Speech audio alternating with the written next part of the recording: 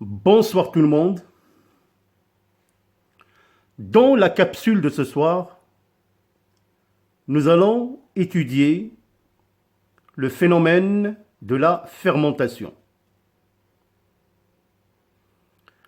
Pour vivre, il faut de l'oxygène.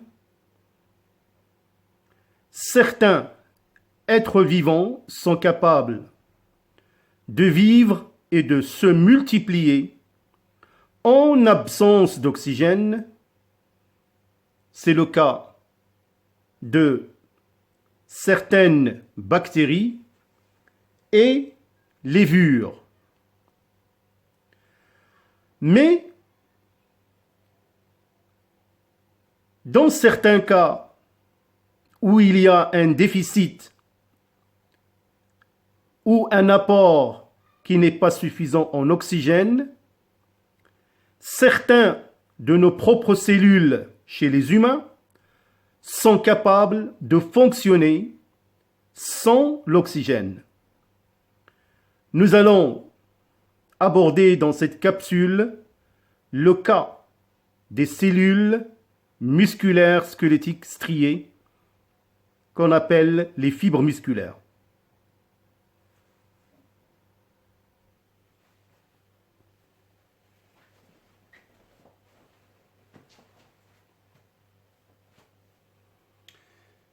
Alors donc nous allons voir ce processus de la fermentation, quelles sont les conditions cellulaires qui le favorisent. Bien évidemment, on va donner une définition et nous allons établir la réaction bilan, ou plutôt la réaction bilan. Alors tout d'abord, permettez-moi de rappeler toujours le phénomène de la glycolyse qui a lieu dans l'hyaloplasme en absence d'oxygène. Par ce phénomène de catabolisme, la molécule de glucose subit une série de réactions catalysées par des enzymes spécifiques, aboutit à la formation de deux molécules d'acide pyruvique, le CH3COCOH. Le résultat de cette dégradation est la formation de deux ATP et la formation de deux molécules NADH, H+, considérées comme un transporteur d'électrons et de protons. Donc c'est une molécule qui a un grand pouvoir réducteur qui va nous permettre bien évidemment par la suite de générer des molécules d'ATP. Alors nous allons bien évidemment considérer qu'une fois on est toujours dans l'hyaloplasme avec la formation de deux molécules d'acide pyruvique.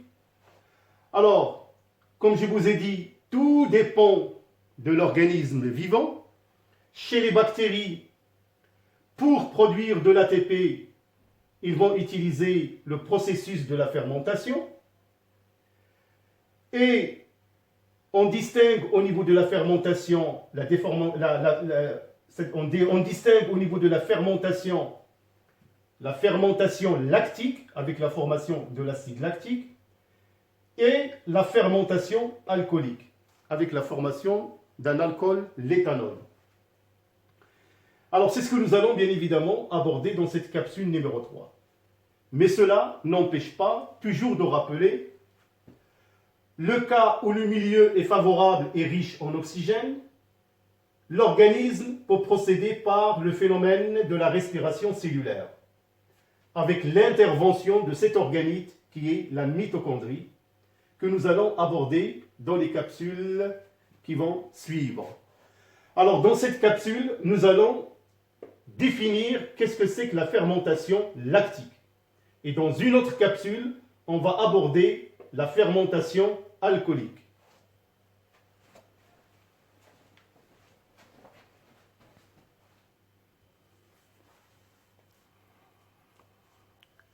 Alors la fermentation lactique,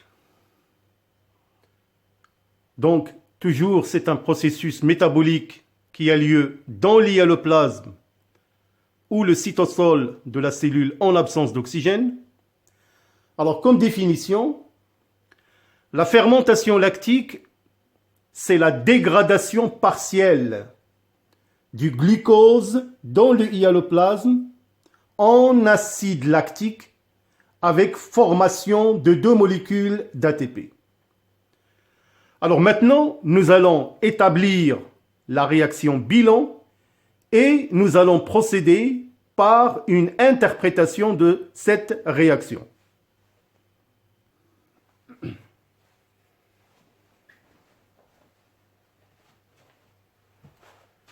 Alors nous allons établir la réaction bilan.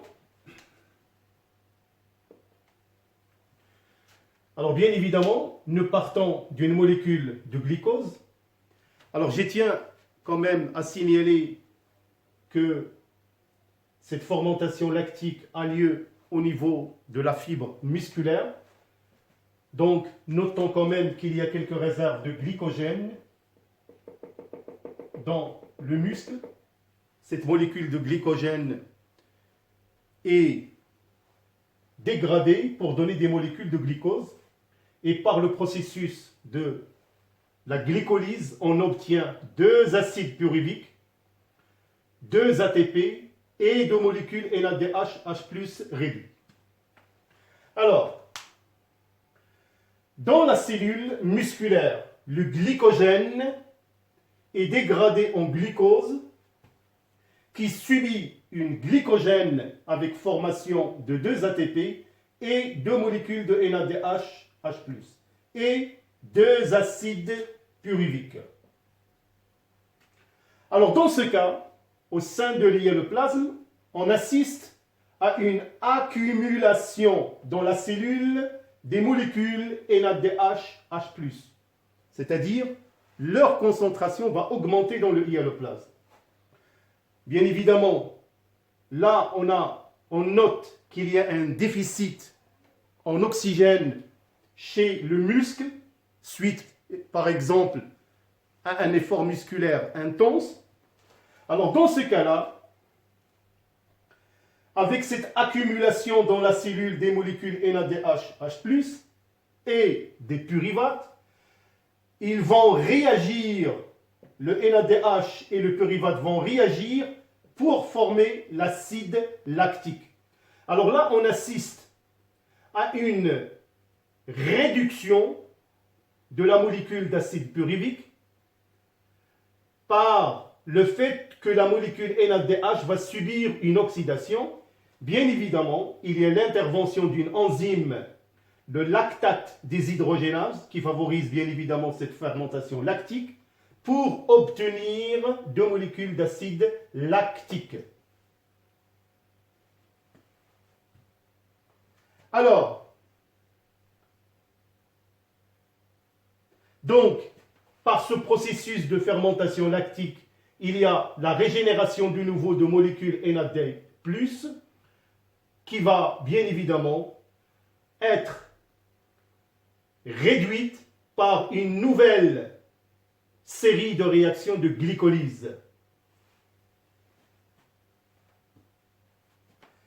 Donc, la régénération du NAD+, qui vont oxyder du glucose et la réalisation de la glycolyse à nouveau qui maintient la production d'ATP. Alors bien évidemment, cette quantité faible d'ATP formée pendant le processus de la fermentation lactique, elle est suffisante pour maintenir la cellule en vie. Bien évidemment, jusqu'à ce que l'organisme puisse apporter un apport d'oxygène suffisant pour que l'autre processus métabolique a lieu au niveau du muscle, éventuellement la respiration cellulaire.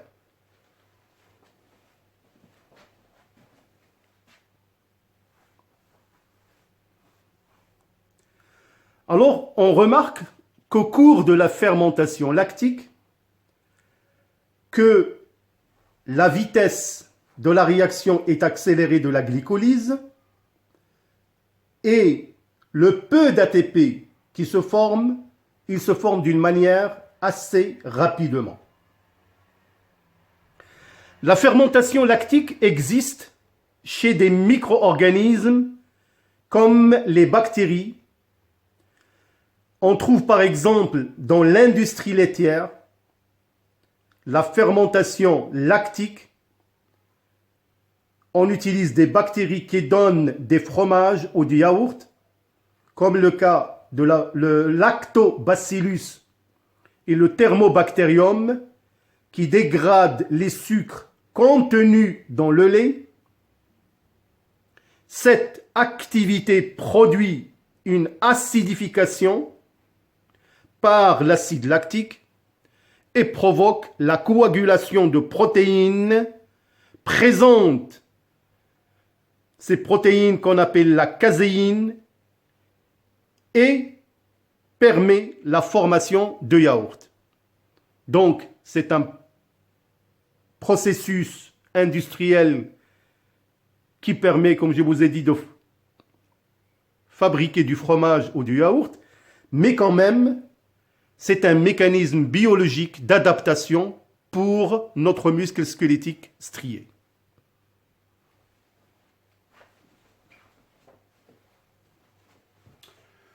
Alors, toujours dans le cas de l'organisme humain, je vais tout simplement faire une petite remarque. Notez bien, certaines cellules comme les neurones, du système nerveux bien évidemment, sont incapables d'accomplir la fermentation car il leur manque l'enzyme qui réduit l'acide pyruvique en lactate. Ce qui explique que le système nerveux ne peut pas vraiment supporter un déficit en oxygène pour une période longue. Alors, mes chers élèves, à retenir le bilan de la fermentation lactique, le glycose, 2 ADP plus 2 PI donne 2 molécules d'acide lactique. Bien évidemment, voilà la réaction bilan qu'il faut vraiment savoir l'interpréter en cas de besoin. Alors, merci pour votre aimable attention. Je vous donne rendez-vous dans la capsule numéro 4. Nous allons bien évidemment aborder la fermentation alcoolique. À bientôt.